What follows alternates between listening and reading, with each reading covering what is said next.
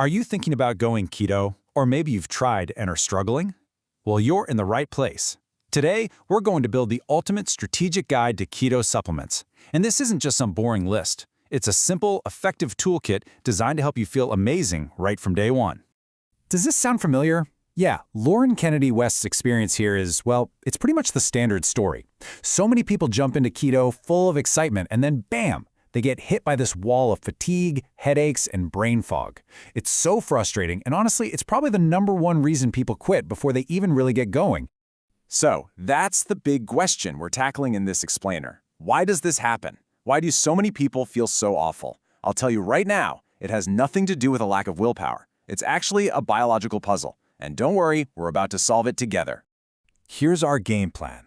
We'll start by cracking the keto flu mystery and understanding exactly why keto can feel so draining at first. Then we'll start building our toolkit, piece by piece, starting with the absolute essentials, then adding some health boosters, and finally looking at optional performance tools before we put it all together into your personal strategy. Okay, let's dive right in. There's a super simple, totally predictable reason you feel so wiped out when you first cut carbs. And for a lot of people, understanding this is a real biological aha moment. You know, the whole thing really comes down to one key hormone, insulin. When you slash your carbohydrate intake, your insulin levels don't need to spike all the time. That's kind of the point of keto, right? But that one change sets off this huge cascade of other effects throughout your body. And this shows that chain reaction perfectly. So first, you drop your carbs. Second, your insulin levels fall. Now, this drop in insulin sends a signal to your kidneys to stop holding on to so much sodium. As your body lets go of that sodium, a ton of water follows, which is why people see that initial whoosh of weight loss. But here's the kicker. As all that water gets flushed out, it takes vital minerals like potassium and magnesium right along with it for the ride. So, how do we stop this from happening? How do we counteract this mineral drain? Simple. We have to be proactive and replace what our body is losing. And that all starts with the absolute essentials, what I like to call our non-negotiable foundation. Let's really lean into this toolkit idea for a minute. These first few supplements aren't fancy, they're not extras, they are your basic hammer and screwdriver. And trying to do keto without them, it's like trying to build a house without your most basic fundamental tools. It's just not going to work well. Now, this table is so important because it lays out the problem and the solution. You see all those classic keto flu symptoms, the headaches, the fatigue, the muscle cramps? That's not a carb deficiency. It's an electrolyte deficiency. It's that simple. And we can fix it by making sure we're getting about 3 to 5 grams of sodium, 3 to 4 grams of potassium, and about 200 to 400 milligrams of magnesium every single day. But listen, not all supplements are created equal. As Dr. Robert Size often points out, you need the right tool for the right job. And with magnesium, this is so true. If you're dealing with constipation, sure, magnesium citrate is your friend because it stays in your gut. But for tackling those classic keto issues, the muscle cramps, the bad sleep, that feeling of fatigue, magnesium glycinate is way better. Why? Because it's actually absorbed and gets to where it needs to go, your muscles and your brain. Okay, beyond the big 3 electrolytes, there's one more essential in our toolkit.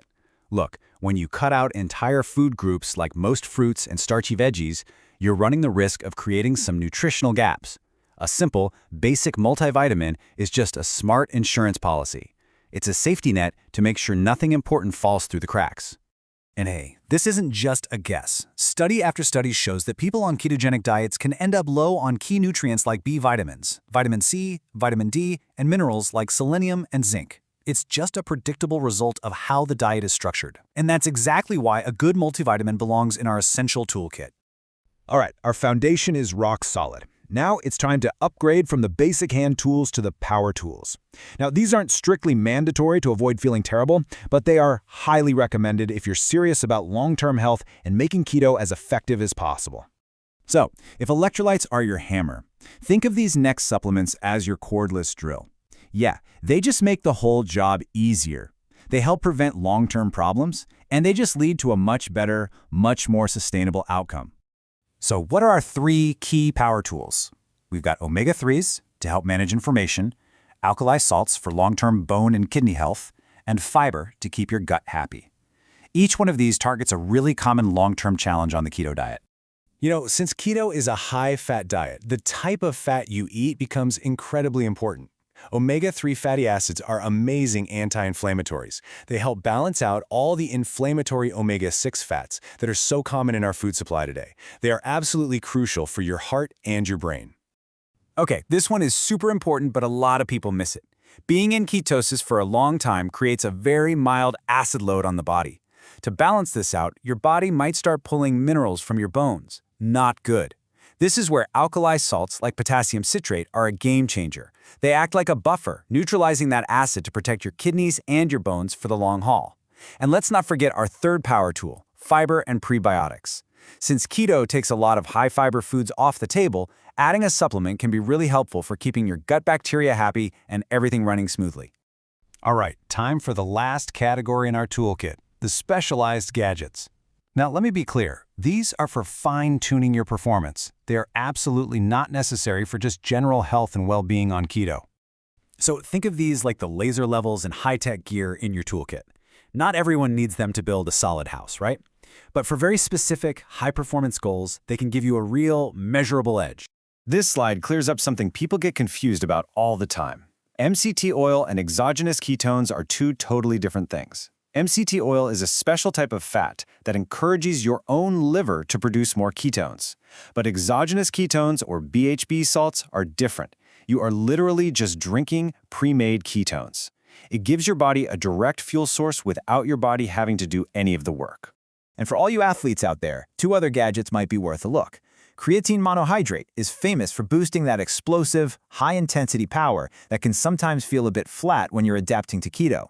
And then there's L-carnitine, which basically acts like a shuttle bus, carrying fatty acids into your cells to be burned for fuel. On a high-fat diet, making that whole process more efficient, well, it can be a real game changer.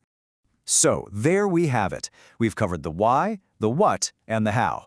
Now let's put it all together into your complete, easy-to-understand, three-tiered keto toolkit. And here it is, all laid out. Your toolkit has three simple levels. Level 1, the essentials, your electrolytes and a multivitamin. These are absolutely non-negotiable. Level 2, the recommended power tools, like omega-3s and alkali salts, for long-term success. And finally, Level 3, the optional gadgets, like MCT oil, for those really specific performance goals. And that's the whole framework. The goal here was never to tell you to go out and buy a million supplements. It was to give you a blueprint.